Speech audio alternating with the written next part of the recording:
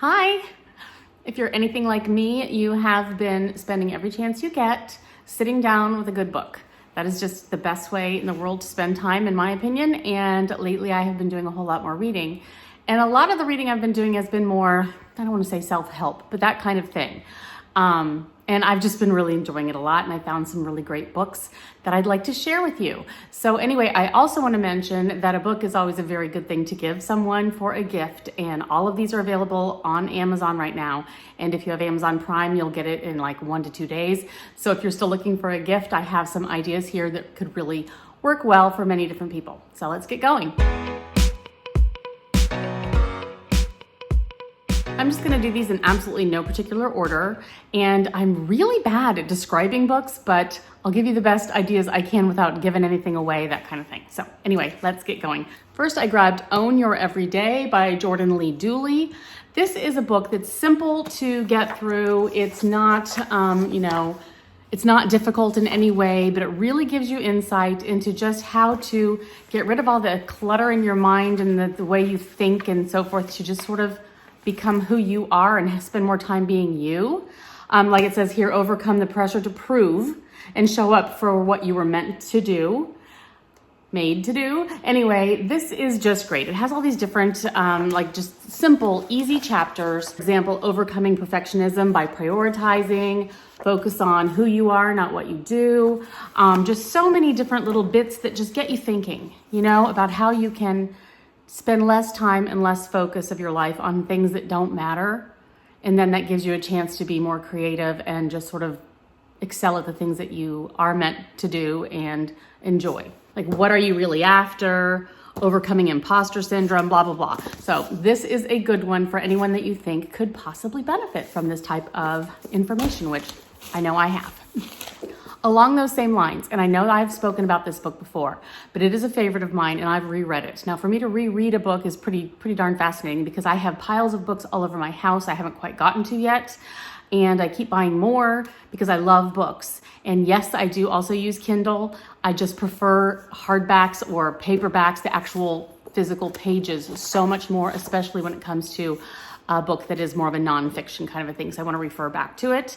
Any book that I do have in this type of form, I pass on to friends and neighbors and my mom, and then she passes them on. So they do have a long life in my life. Anyway, this one I've talked about before. It's called Live Big. It's by this person here. I'm afraid to try to pronounce it. It is the Entrepreneur's Guide to Passion, Practicality, and Purpose is what it says here at the top. That sounds kind of, I don't know, intimidating in some ways. I'm not an entrepreneur in any way, shape, or form, yet I found so much in this that just inspires me and really speaks to me. So like I said, I reread it even. I love it. Live Big. This book I just finished, and I devoured this thing it was like 2 days, a span of 2 days. I loved it. Now, this is one that will keep you just kind of riveted, and it's fascinating, and you want to curl up with something cozy. You feel like you're in the Arctic at some times, but basically what this is, without trying to give too much away, it's loosely based on a true story. Someone then took the bits of that true story and added things to it that didn't really happen, but it's absolutely fascinating. The true part of it is Lady Jane Franklin lost her husband in the British Navy, I believe it was, during an expedition to the Arctic. He and his, I think 100 people working with him, and ships were lost. And so she sent people and expeditions to find out what happened to them and so forth, and no one could come up with an answer. So this author, Greer McAllister, came up with the idea that she then hired an expedition of women to go and try to find out what happened to the men.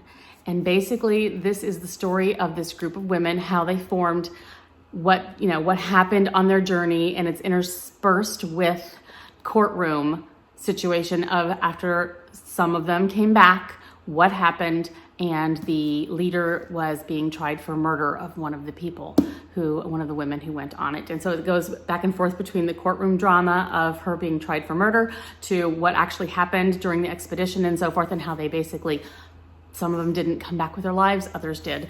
But it is fascinating. I loved it. And this seems to be just a perfect kind of a winter book to curl up with. It's fascinating, it's interesting, and I loved it.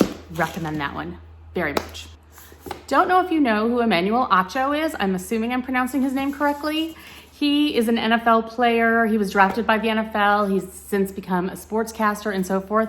He has a series out apparently, I think it's on YouTube, called Uncomfortable Conversations with a Black Man.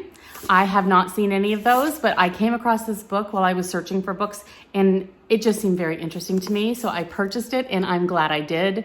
Number one, this gentleman seems to be absolutely wonderful. He comes across in this book very easy to talk to, very easy to understand what it is he's trying to say and give, points and so forth. I would like to spend time talking to him. I really would. I think it's just shifting the narrative, reversing racism, talks about everything that is maybe uncomfortable to talk about if you're not of a specific race. He just seems to be a fascinating person who has a lot to say in a very human and friendly and easy to read and understand way that doesn't seem to be triggering in any way for anybody, I wouldn't think. So I do find this to be a very good read. And if this type of thing interests you at all, I highly recommend this one. I have heard so much about this book. I have not actually read this one yet, but I've heard so much about that. I'm gonna go ahead and just say, just get this, because how cool does this sound? It's The Midnight Library by Matt, I'm going to go with Haig. Basically, the idea behind it is that between life and death, there's a library.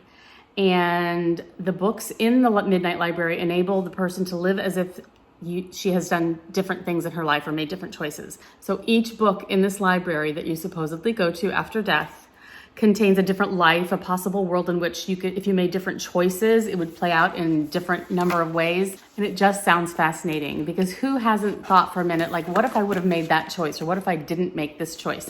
And how it all weaves together. And I understand the ending is very good in that it helps you realize what you've done and what that's done for you. So anyway, can't wait to read that one.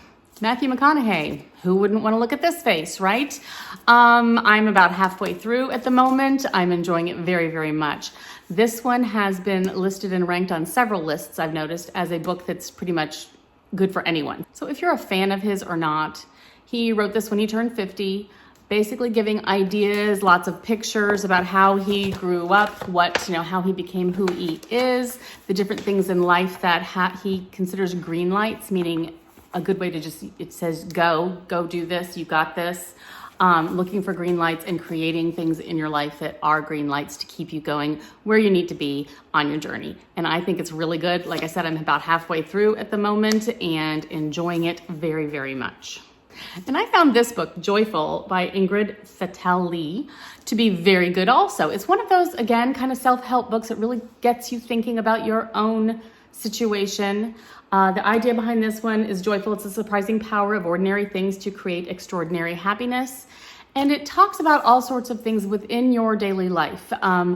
The things that you surround yourself with, or the things you do choose to get rid of. It's not really like a book on minimalism or anything, but it just, if the color green makes you happy, you surround yourself with more green. I mean, it sounds simplistic, but the way it's explained, and just how the color of the walls, the fresh flowers on the countertop, simple little things like that can add so much joy to your life that they're little, but they pack a punch, and it's very useful, and it does give a more joyful daily experience to your life.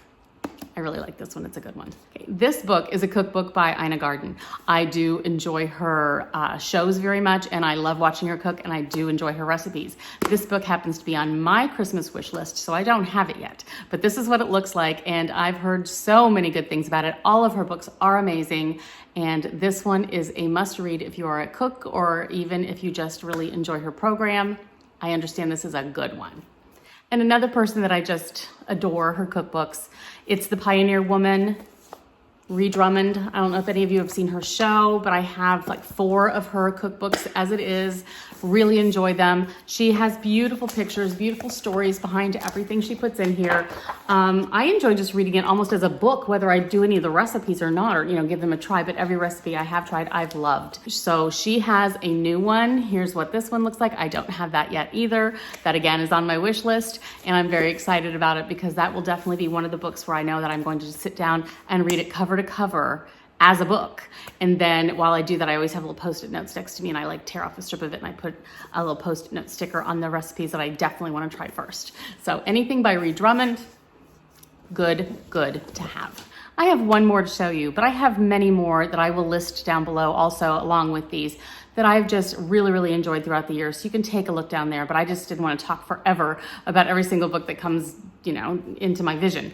But this last one that I have to show is so special, and I do think this would be a great book for anyone. So if you're looking for that last minute gift, something that this person doesn't already have. I mean, it just seems like there's always that person that you feel like they have everything. But this is one of those books you can either just sort of devour in one sitting.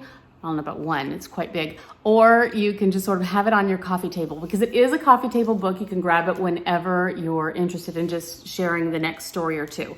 But it is Humans. It's by Brandon Stanton, and he basically traveled all over the world. It mentions all the different places that there are people.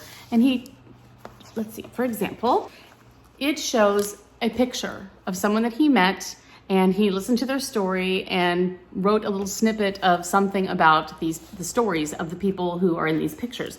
For example, these little lovely people from India. The quote here is, "We let her pick the kite." And look, it's a Barbie kite, which is so cute. Some of them are just heartbreaking, I'll be honest. Others are just fascinating. Let's see. This is from a man in St. Petersburg, Russia. There's a line from a Russian poem. It says, "We love just once in a lifetime and spend the rest of our lives looking for something similar. I've had other girlfriends after Oksana, but I don't remember their birthday. Oksana's birthday was July 29th. She was a Leo." And that's, it's just little snippets of the conversation that he had with these people that he just met all over the world, and a picture of them, and just something that they said that was poignant, tells a little bit about their story. This gentleman from Jamaica. My dad is a Rasta man. He was born in the mountains. It just, they just tell a story, and I love it. And it's all humans. We are so much alike in so many ways.